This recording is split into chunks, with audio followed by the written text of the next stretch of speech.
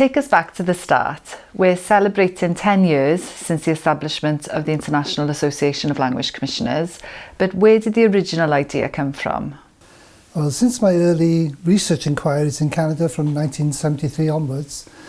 I was a big admirer of the Federal Canadian Official Languages Commissioner's Office, and over the intervening decades spent a lot of time there interviewing, watching processes and working first-hand with them. And then I'd advocated in publications the establishment of a commissioner in Ireland and a commissioner in Wales 20 years before it happened. And together with my colleague and close friend Padar O'Flaherty, we ran a programme called the Act to Action research programme, which scrutinised the influence of legislation in Finland, Ireland and Wales.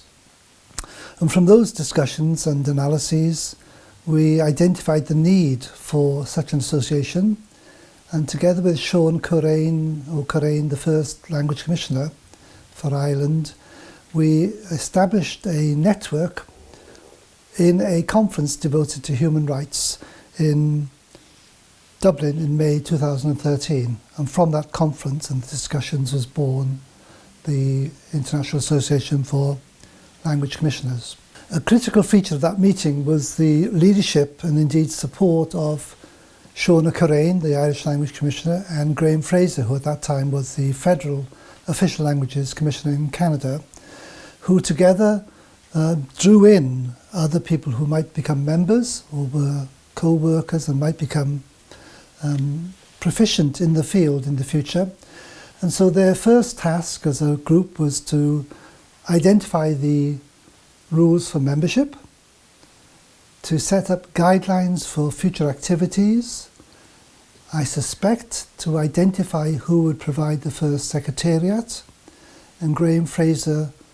volunteered his office as the secretariat, and as the most mature office of all the potential commissioners,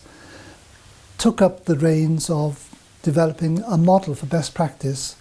to be emulated by other commissioners,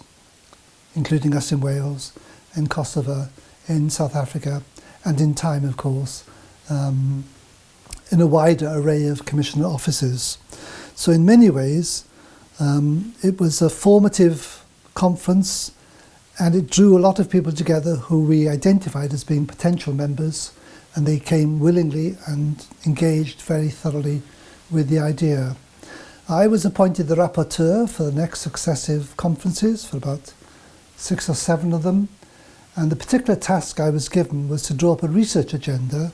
as to what the IALC should look for in terms of evidence, best practice,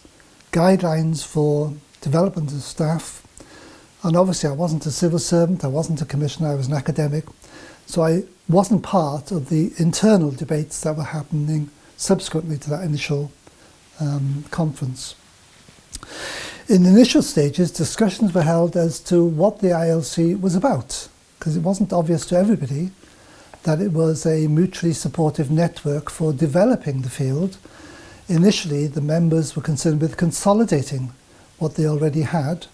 and identifying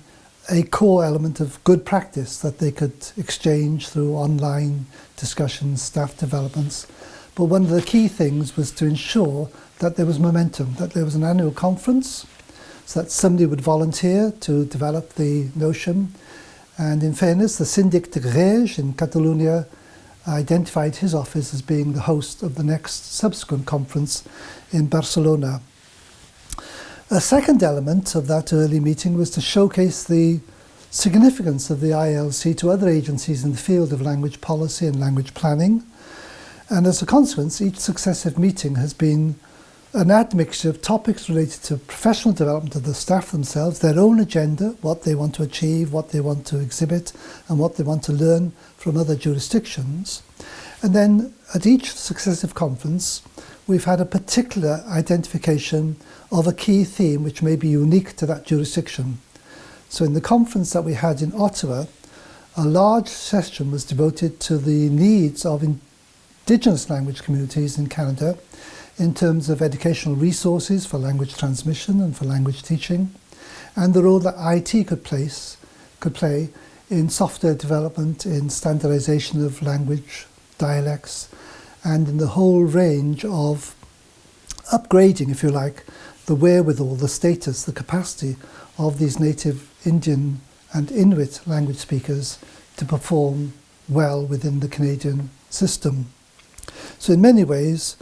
I would argue that the great virtue of the network